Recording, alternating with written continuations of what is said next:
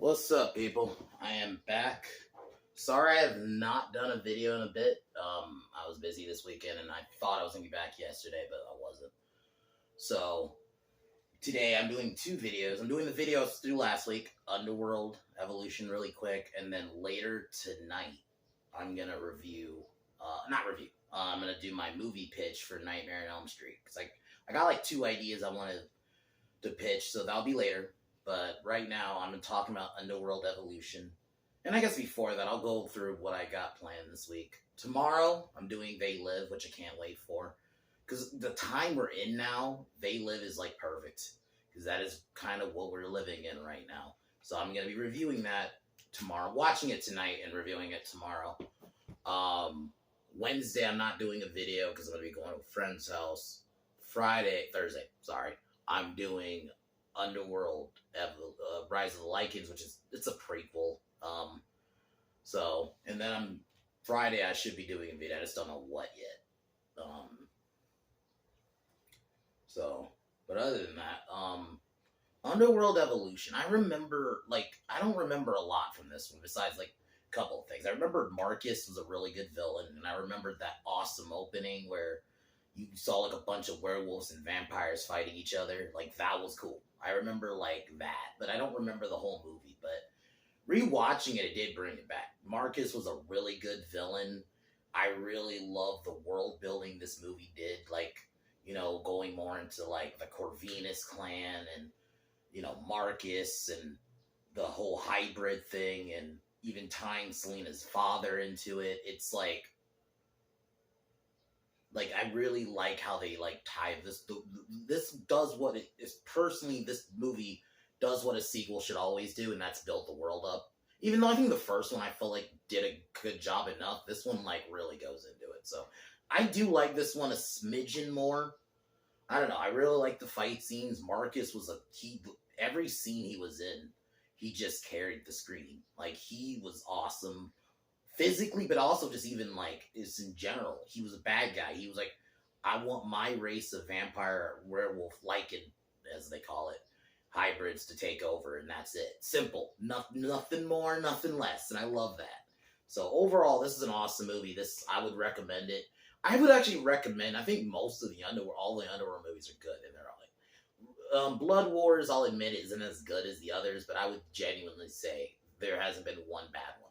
And Rise of the Lycans is really awesome, so I can't wait to watch that one again. So we'll be doing that one later on Thursday. So, but right now, I am going to get started here. And yeah. But anyway, cheers.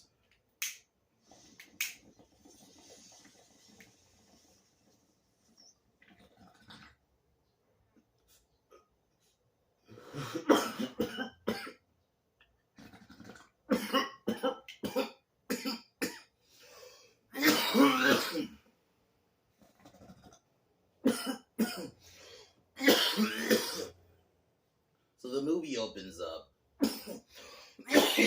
We get a flashback to 1202, the year 1202.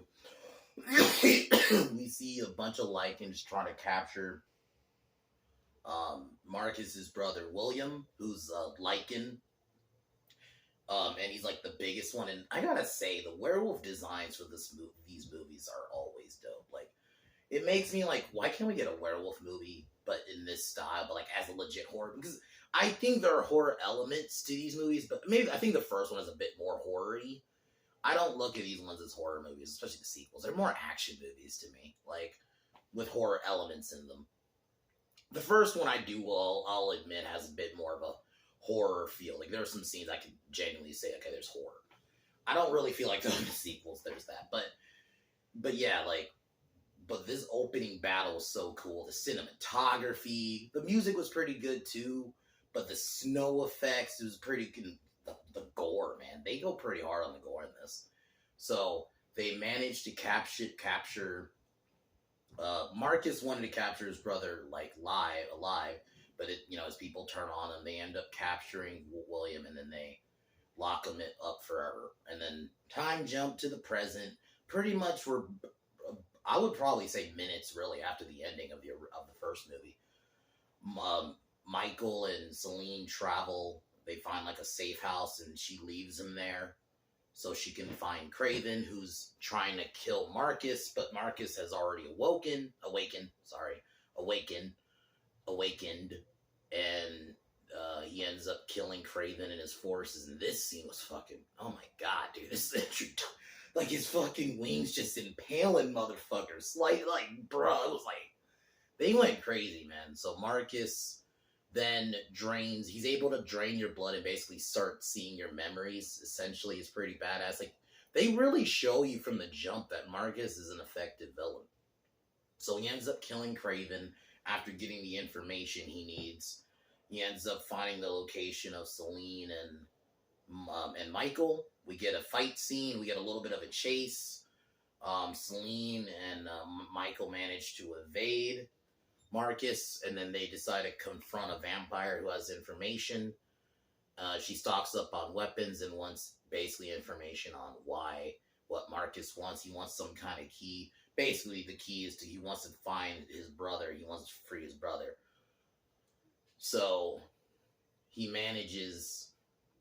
she gets the information, and then they leave.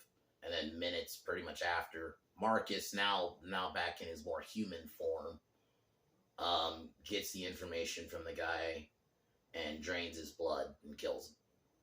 Then they confront the leader of the werewolves, who's actually revealed to be Alexander Corvinus, Marcus's father, and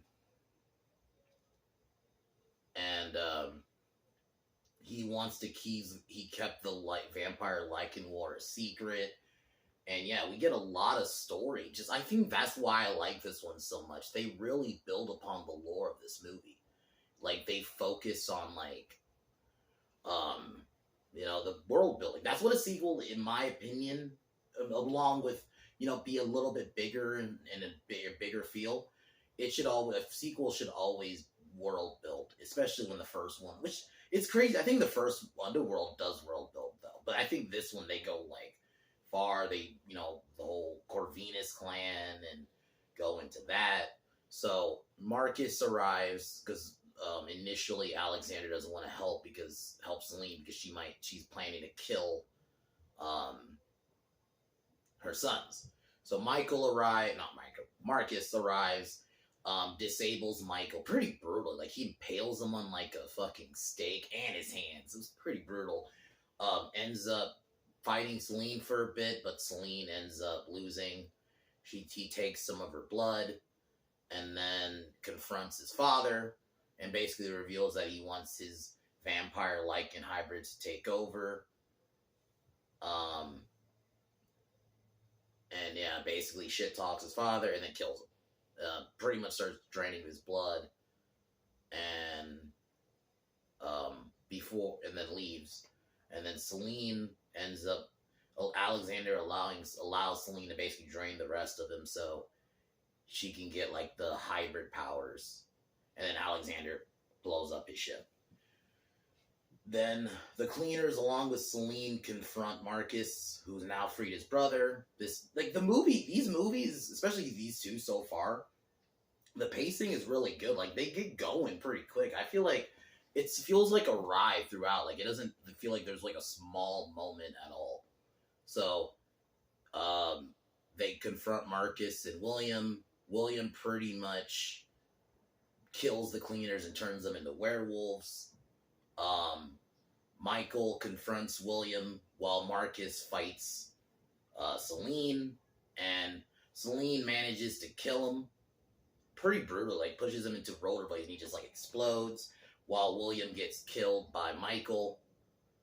And then the battle, Celine now is able to be in the sun, and her and Michael kind of share a moment. And then there's a sex scene. I didn't feel like it was vital. That's why I didn't mention it. But hey,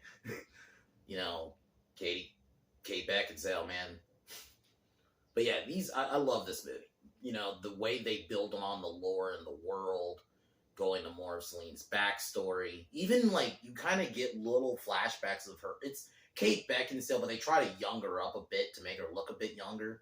So I think, and I thought they did a pretty good job with that. Like overall, I overall really like this movie. I think the action had really good lore building. The story was really good. I thought Kate Beckinsale was awesome again. The actor who played Marcus was awesome. Marcus was such a good villain. Every scene he was in, he carried. I was just I was mesmerized by him every time he was on screen. Even in his more animalistic form he was in earlier. It was fucking awesome. And they make Marcus feel like a big deal. And the fact that he's just a bad guy. No backstory really. No I'm doing this for this bullshit reason. No, it's just I want my people to take over. That's it. And I'm going to do anything to make sure that happens. That's all I want sometimes from a villain. Something simple like that. But yeah, this is an awesome movie. I gave the first one a 9. I would give this one a 9.3, 9.5. It's an awesome movie. I would heavily recommend it. I can't wait to do Rise of the Lycans. I remember really liking that one. It was a solid prequel. That, we do get a little bit of a setup from the first movie, so to see it again will be awesome. So, can't wait to do that. I'll be doing that one on Thursday. But yeah, other than that, today, later tonight, I am gonna be doing my Nightmare on Elm Street pitches. I got 2 ideas, basically. But yeah, I'll be doing that one later. I'll say one of them right now really quick. One of my ideas is I want to do, I've always liked the idea of exploring Freddy as the Springwood slasher. We've gotten bits of it. I've even seen some people do the fan films of it, but I kind of want to do what my idea would be. But essentially, I always wanted to see them explore that. I would be, even especially if you like mystery and crime and you like stories of serial killers.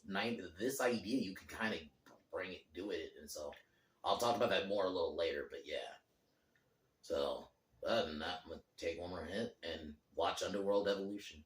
So.